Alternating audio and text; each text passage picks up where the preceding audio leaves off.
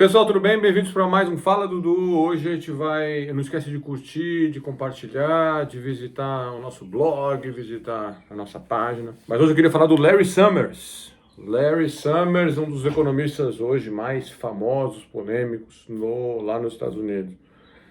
Larry foi muito tempo, ele teve uma vida acadêmica, ele foi presidente de Harvard por um número de anos, foi secretário de Tesouro, é um cara que assim passou por todos os lugares. E hoje ele é um economista que escreve para jornal, que dá palestra, que está sempre na mídia, tem conta de Twitter. E é um daqueles caras meio que assim, QI, sabe, de gênio e tal. É meio provocativo, meio polêmico, às vezes não muito educado, mas é um cara QI de gênio. A principal tese do Larry Summers, recentemente, ele que inventou essa coisa da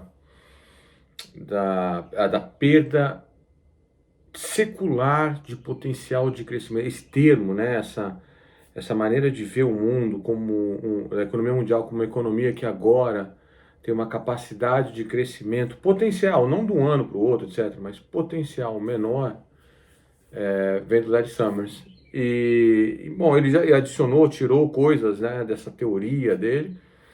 É um cara que já não está há algum tempo envolvido com publicar papers acadêmicos, matemáticas, com os dados e tal, mas isso não significa que não seja um cara que esteja por dentro dos assuntos. E essa tese da estagnação secular talvez tenha sido mais importante, o ponto mais polêmico dele nos últimos anos. A tese basicamente é a seguinte, é que os motivos pelo que as firmas demandam capital para fazer investimento, etc., eles estão mais fracos ao longo do tempo. Então, tem a questão do envelhecimento populacional, tem a questão das tecnologias, né, modernas não serem tão assim, não que não seja importante, se eu ia falar errado, mas as tecnologias modernas não estão tão associadas com maior demanda por capital. E isso significa que com a demanda por capital mais fraca, né, a taxa de juros na economia fica estruturalmente, a real, a de longo prazo, estruturalmente mais baixa. Então você observa ao mesmo tempo uma desaceleração do investimento e o juro real baixo.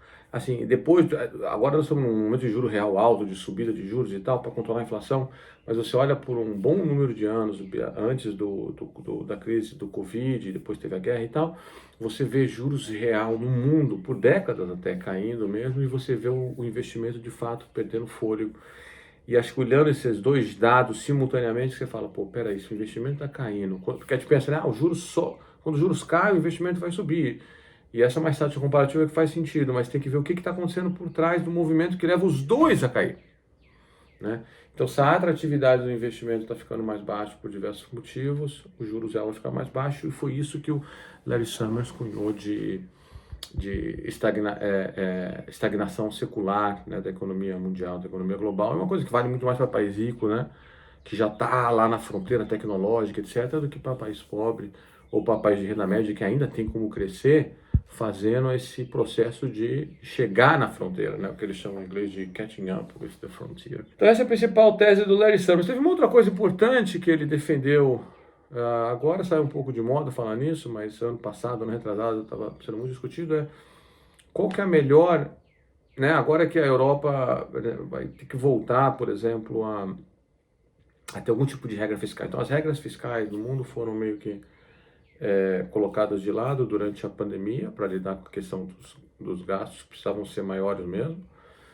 E agora a gente volta para qual regra? Para aquela antiga, para uma nova e tal. E o Larry Summers, junto com o autor dele, o Furman, eles têm defendido, isso é uma outra coisa que gerou polêmica e apareceu muito também nas mídias sociais, etc. Então é bom lembrar. Em vez de olhar para nível da dívida comum, o negócio passou de tal nível, vamos fazer alguma coisa para a dívida voltar a cair, né, como estava desenhado em muitas regras fiscais em muitos países, a proposta do Larry Summers e do Jason Furman em vez de olhar para o nível da dívida, porque tem alguns países que têm um nível da dívida alto, mas o juro é tão baixo lá, que aquilo não pesa muito no orçamento, né, na hora de você repagar a dívida, como proporção do PIB, o gasto que você faz não é tão alto.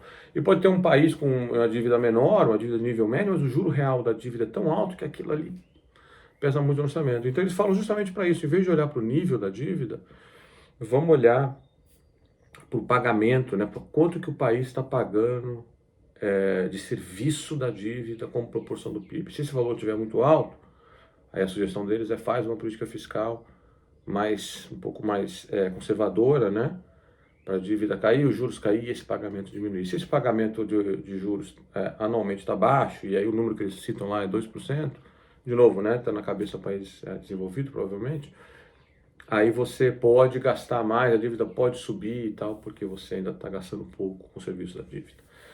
Então, Larry Summers é o homem do dia, um cara muito interessante, um cara muito rápido, muito esperto, e está bastante envolvido com as polêmicas atuais, tá bom? Um abraço para vocês.